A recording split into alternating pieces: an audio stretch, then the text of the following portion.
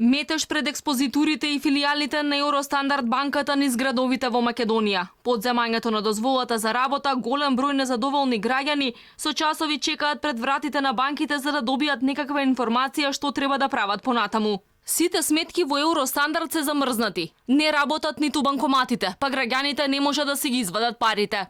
136.000 луѓе чекаат да им се вратат штедните влогови во вкупна вредност од 71,5 милиони евра, додека 35.000 граѓани примаат пензија преку Евростандарт.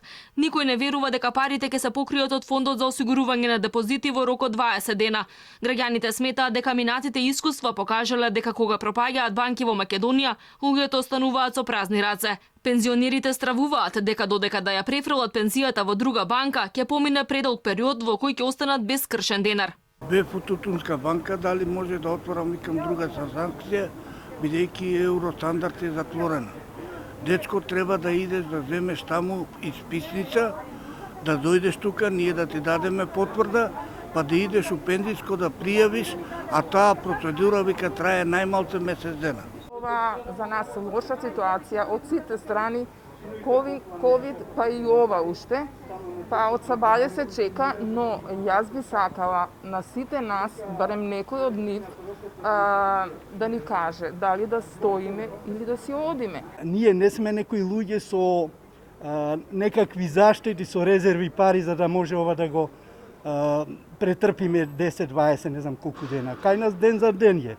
Од Народна банка со насоки кон штедачите. Ако имаат сметка и во друга банка да ја користат таа за приливи, но претходно по потреба да ги ажурираат податоците. Оние кои немаат други сметки во најбрз можен рок треба да отворат сметка во друга банка. Граѓаните треба да ги известат сите заинтересирани страни за исплатите да се вршат на друга сметка. Вработените лица треба во најкраток рок да го известат својот работодавач пред следната исплата на плата. Пензионерите и корисници на социјална помош, детска заштита и други видови социјална помош треба да ја известат банката преку која што би сакале понатаму да им се вршат исплатите.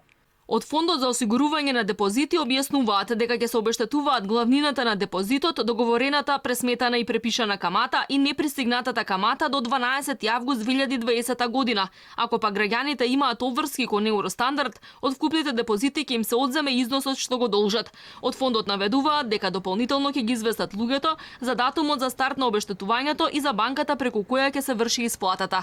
За сите нејасни работи граѓаните треба да го контактираат Фондот за осигурување на депозити.